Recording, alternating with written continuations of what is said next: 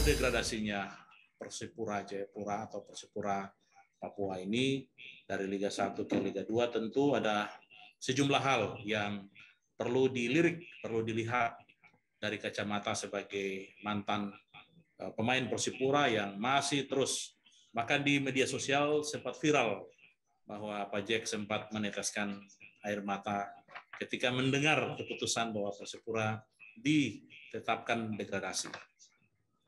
Silakan Pak Jack, ada hal-hal yang ingin disampaikan melihat situasi kita dalam dunia sepak bola di tanah air, kami persilakan. Baik, terima kasih Pak Laos. Dan juga saya menyapa seluruh peserta yang mengikuti diskusi yang menurut saya ini diskusi yang baik. Shalom, selamat malam. Assalamualaikum warahmatullahi wabarakatuh. Saya mengucapkan kepada umat Muslim selamat menjalankan ibadah puasa. Begitu. Ya, saya akan langsung masuk. Tentunya ini menurut saya adalah merupakan satu sejarah yang terjadi buat kami semua. Terutama saya selaku mantan pemain Persipura dan juga tentunya bagi para pencinta Persipura bahwa di awal April ini telah terjadi satu peristiwa besar di mana 28 tahun yang lalu, tepatnya tahun 94 kalau tidak salah, Persipura telah eksis kembali di Liga Utama dan tepat di tahun 2022 ini Persipura telah degradasi ke Liga 2. Tentunya ini merupakan catatan penting buat kita. Kami berharap bahwa bukan berarti Persipura terdegradasi, terus seolah-olah pupus sebuah harapan bahwa ini Persipura tidak akan kembali eksis lagi. Tapi tentunya Persipura degradasi ini merupakan catatan penting yang dapat dilakukan oleh manajemen untuk bagaimana memperbaiki tim ini lebih baik lagi ke depan. Seperti itu. Tentunya banyak orang punya perasaan yang sama, tapi tentunya tidak akan sama seperti kami ini yang pernah bermain di Persipura, apalagi saya yang hampir 14 tahun ada di tim Persipura, bisa mencapai bintang 1, juga bintang 2, dan selanjutnya setengah perjalanan bintang 3, dan selanjutnya dilanjutkan oleh adik-adik. Buat Salosa, Ricardo Salampesi, yang Kabes, dan lain-lain, sampai bisa bintang 4. Walaupun mungkin bintang 5, tapi di TSC itu belum diakui dan lain-lain. Seperti itu. Saya berharap dengan terjadinya kejadian hari ini, kepada manajemen untuk dapat menyampaikan kepada kita semua apa sih sebenarnya situasi yang terjadi terhadap tim Persipura di musim ini, seperti itu, sehingga ada penjelasan kepada kita bahwa tim terjadi degradasi di tahun 2022 ini karena ada peristiwa A, B, C, dan D, seperti itu. Kenapa saya katakan itu? Karena saya selaku mantan pemain dan mungkin teman-teman selaku para mantan pemain juga publik sangat mengharapkan ada sebuah penjelasan dari manajemen Persipura apa yang salah kira-kira, apa yang menyebabkan sampai Persipura degradasi, sehingga kami semua bisa menerima itu, begitu. Kenapa kami bersedih? Tadi saya sampaikan bahwa saya bisa menjadi anggota DPR itu semua karena Persipura, seperti itu. Juga ada para mantan-mantan yang lain, Abang Roni Wabia bisa di Bank Papua sampai punya jabatan di dalamnya, juga Abang Christian Rangga, dan banyak kami semua ini bisa mendapatkan jabatan-jabatan, bukan jabatan, yang mendapat sebuah pekerjaan karena kami bermain di tim Persipura, seperti itu. Jadi tentunya apa yang terjadi hari ini terkait dengan tim Persipura, tentunya itu menjadi, boleh saya katakan itu pukulan telak buat kita. Tadi saya menanggapi dari apa yang disampaikan oleh Pak Hari, itu sangat tepat sekali menurut saya. Itu menjadi catatan-catatan penting yang menurut saya hari ini Persipura saya minta untuk tim manajemen harus lebih terbuka lagi. Begitu. Ini sekarang statusnya menjadi sebuah PT, terus kira-kira perjalanannya seperti apa? Begitu. Apakah siapa-siapa pemilik saham di dalamnya? Terus kira-kira apa namanya, berapa persen yang ada di dalam, terus kira-kira kalau dibuka ke publik, kenapa enggak? Begitu. Ya, tapi teknis itu saya kira ya mungkin orang yang memahami itu mungkin bisa menyampaikan kepada kita. Kembali lagi saya sampaikan apa yang disampaikan oleh Pak Bupati Paniai, Pak Dekina Wipa, itu saya setuju sekali. Harus terbuka untuk semua pihak, sehingga kita semua tahu. Begitu. Yang berikut, hari ini generasi muda tentunya punya keinginan berlatih dan lain-lain. Contoh dulu kami sebelum masuk ke Persipura, kami punya keinginan untuk ya suatu saat saya bisa ada di tim Persipura. Begitu. Jadi kalau sekarang sudah ada di Liga 2, sudah turun, ya harus berusaha untuk naik lagi ke Liga Utama di musim depan. Kenapa saya katakan itu?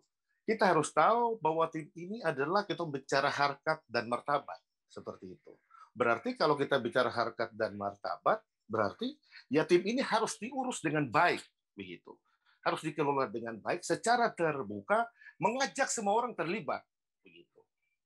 Jadi stop sudah apa seolah-olah apa namanya tertutup. Tidak, saya berharap setelah degradasi ini harus terbuka untuk umum, sehingga siapa saja bisa berpartisipasi untuk mengapa namanya juga memberikan sumbangsi kepada tim Persipura. Sehingga pada saat nanti dia kembali di Liga 1, dia sudah pada posisi on, begitu. Jadi boleh saya katakan ini dia jeda sejenak, begitu. Untuk kita introspeksi apa namanya tim secara menyeluruh, pemain secara menyeluruh, sehingga kita pada saat kita masuk ke Liga 1 berikutnya, tentunya kita berharap harus lebih baik sehingga tidak terjadi hal-hal yang kita inginkan ini. Begitu. Jadi ya saya berharap hari ini saya tidak tahu. Saya belum mendengar di media bahwa manajemen mengatakan bahwa mereka akan mengontrak adik-adik yang kemarin ada di dalam tim ini, karena saya mau sampaikan bahwa Liga 2 ini dia akan berjalan mungkin di Agustus atau September, mungkin Liga 2 ini sudah jalan lagi. Nah, hari ini saya berharap pemain yang ada sekarang ini dapat dilihat untuk mereka ini jangan lagi sampai meninggalkan tim ini. Begitu. Siapa pelatihnya, siapa ini dan lain-lain, itu yang harus didiskusikan hari ini. Saya berharap kita tidak lagi berdiskusi atau menyampaikan untuk bahwa ada sepak bola gajah lah, sepak bola inilah, itu dan macam-macam. Begitu. Itu sudah selesai menurut saya. Begitu. Itu sudah selesai. Kalau kita tidak mau itu terjadi, ya kita harus menang-menang. Begitu. Sehingga apa namanya di akhir bukan kami ditentukan oleh tim lain. Begitu. Siapa yang tidak sakit hati, kita menang,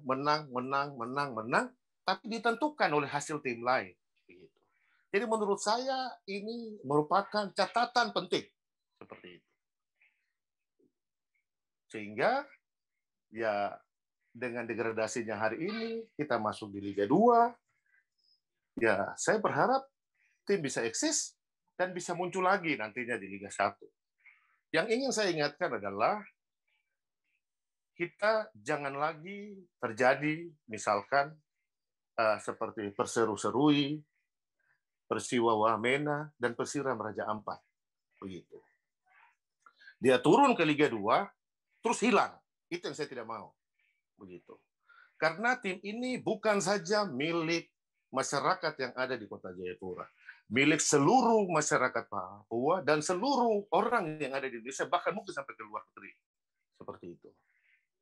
Jadi, saya berharap harus diurus dengan baik. Begitu. Karena kita benar-benar mencintai tim ini. Sehingga jangan lagi degradasi.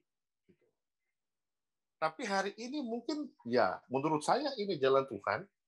Ini harus dia jeda sebentar supaya ke depan dia bisa naik dan harus lebih baik lagi.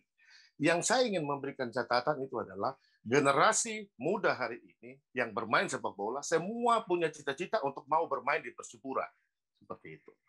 Jadi ini merupakan tanggung jawab kita semuanya untuk bagaimana Persipura bisa eksis lagi ke Liga 1 sehingga bisa memotivasi generasi-generasi yang berikut supaya mereka punya apa namanya visi bahwa oh saya harus bermain di Persipura karena Persipura punya prestasi dan macam-macam.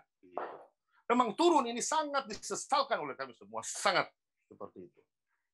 Karena yang saya berpikir bukan tim ini begitu.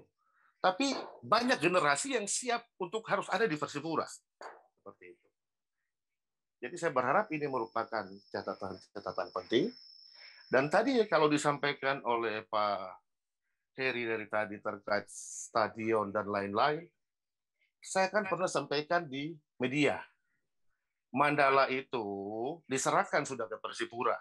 Begitu. Karena kalau kita mau bicara bangun lagi, waktunya kapan? Sudah tidak punya waktu. Saya berharap ada ruang yang bisa kita diskusikan di sini, sehingga bicara dengan pemerintah provinsi, ini kan ada 2 stadion ini. Ada Lukas NMB dan Mandala Jayapura.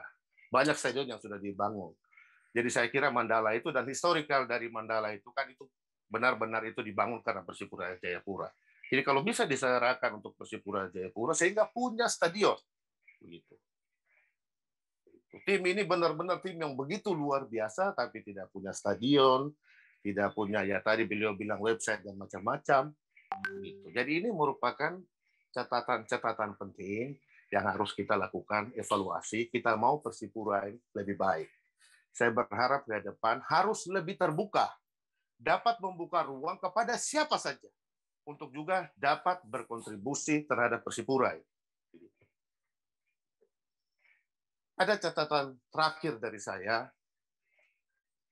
meminta untuk pemain-pemain muda yang ada di Persipura itu harus lebih dihargai.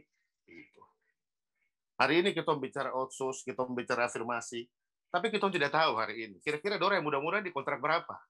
Begitu. Jadi saya berharap tim ini kita punya. Jadi harus memprioritaskan adik-adik generasi muda ini dibayar sesuai dengan kemampuan mereka dan sesuai dengan kualitasnya mereka masing-masing. Begitu. Saya kan tentunya banyak juga berdiskusi dengan adik-adik dan lain-lain terkait kontrak dan macam-macam lah begitu. Tapi sebagian kecil yang bisa saya sampaikan adalah harus lebih menghargai generasi muda kita tentunya karena sepak bola hari ini sudah menjadi pekerjaan bagi mereka. Gitu. Mungkin sementara itu saya kira jangan saya bicara terlalu lama jadi tapi saya kira ada kakak Roni di situ di dalam diskusi ini. Ada Coach Edward Rifakdala, mudah-mudahan saya berharap bisa gabung, sehingga juga bisa memberikan pandangan-pandangan kepada kita. Mungkin begitu Pak Laus, terima kasih banyak. Terima kasih Pak Jack. Kita berikan aplaus bersama-sama kepada Pak Jack ya, salah satu mantan pemain Persipura yang sampai hari ini masih terus konsisten mengawal dinamika sepak bola di tanah Papua, khususnya tim kebanggaan kita Mutiara Hitam Persipura. Seperti apa? Karena kita juga ada banyak sekali stakeholders yang terlibat, baik manajemen, baik pihak sponsor, pihak masyarakat, dan lain-lain. Silakan Pak Jack. Baik, terima kasih Pak Laus. Terima kasih kepada semua yang telah bergabung. Apapun yang kita bicarakan hari ini, tentunya ini merupakan catatan-catatan yang penting. Ya, saya berharap apa yang terjadi malam hari ini menjadi diskusi kita itu dapat disalurkan dengan baik kepada manajemen sehingga bisa terjadi perubahan-perubahan di dalam manajemen yang tentunya kita semua inginkan harus lebih baik. Gitu. Kekecewaan itu pasti ada, tapi saya mau sampaikan bahwa semua sudah terjadi.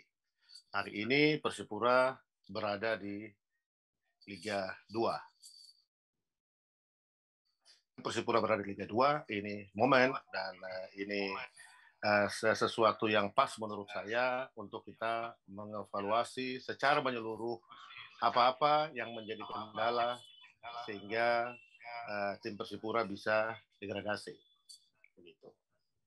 Dan saya berharap hari ini saya minta tolong dengan sangat tidak lagi kita membicarakan tentang pertandingan Persib dan Barito. Kenapa saya katakan itu? Itu tidak bisa dijadikan seperti bentuk kita mau lihat tim lain seperti itu.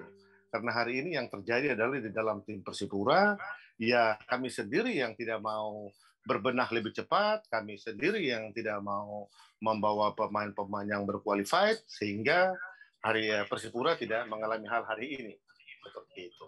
Dan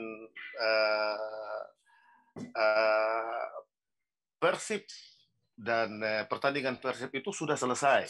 Jangan itu terus yang didengungkan, itu terus yang dibicarakan, sehingga itu menjadi alasan-alasan untuk seolah-olah bahwa dengan kita terus melihat pertandingan itu, terus Persipura ini akan kembali ke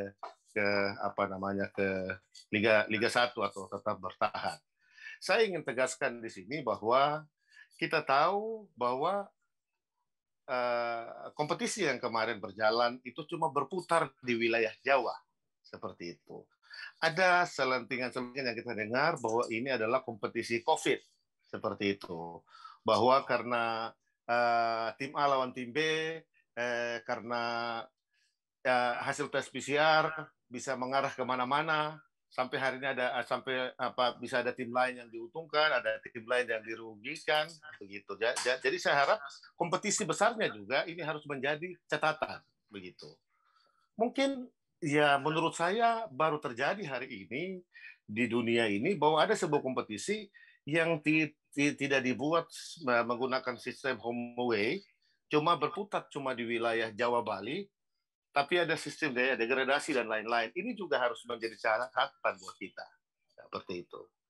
Jadi saya berharap apa yang disampaikan oleh Bapak Pendeta Rainer tadi itu sangat baik. Ya, pembinaan juga cukup penting. Sangat penting terjadi sehingga regenerasi ini juga terus harus berjalan dengan baik. Sehingga senior atau pemain yang sudah usur akan pergi meninggalkan Persipura, tapi ada juga yang akan berganti sehingga tim Persipura ini tetap eksis. Terkait tadi yang disampaikan oleh Pak Arif, ya ada beberapa poin yang dia sampaikan terkait manajemen apa dan macam-macam itu. Ini menurut saya harus manajemen menaruh ini sebagai catatan penting seperti itu. Dan saya berharap hari ini dengan situasi hari ini manajemen harus terbuka untuk semua pihak, siapapun dia yang mau berkontribusi untuk tim Persipura juga harus ikut diberikan ruang-ruang untuk itu, begitu. Dan kembali lagi saya katakan, lapangan Mandala ada itu. Tinggal bagaimana komunikasi. Saya harap dengan diskusi ini kita bisa berkomunikasi dengan pemerintah provinsi melalui Bapak Gubernur Bapak Lukas NMB. Mandala itu serahkan sudah ke Persipura, seperti itu. Karena ada 2 stadion yang hari ini dikelola oleh pemerintah provinsi. Saya kira dengan diskusi ini kita fokus dulu. Supaya Persipura ada punya satu stadion yang memang selama ini stadion itu merupakan stadion kebanggaan Persipura Jayapura. Begitu. Ya biar pemerintah provinsi fokus melihat Lukas NMB, biarlah Mandala itu menjadi miliknya Persipura Jayapura. Sehingga kita bicara bisnis, kita bicara museum, kita bicara merchandise, kita bicara store dan lain-lain, ada di lapangan Mandala karena sudah sangat representatif, sudah sangat tepat kalau tim Persipura akan home base di sana, begitu. Nah ini yang mungkin dari diskusi malam ini saya menyarankan untuk kalau bisa ada hal-hal lain ada hal-hal utama yang harus kita diskusikan dengan pemerintah provinsi supaya biarlah Mandala itu diserahkan ke Persipura sudah, begitu. Supaya jangan kita membicara stadion baru, bangun baru dan lain-lain, itu waktu. Itu perlu waktu dan kita perlu jalan hari ini, begitu. Terakhir dari saya, manajemen harus terbuka. Gitu. Dan hari ini dan dalam minggu-minggu ini saya ingin tahu kira-kira pelatih Liga 2 nanti siapa, pemain siapa-siapa yang dikontrak. Tidak usah Tom bicara hal yang lain. Begitu.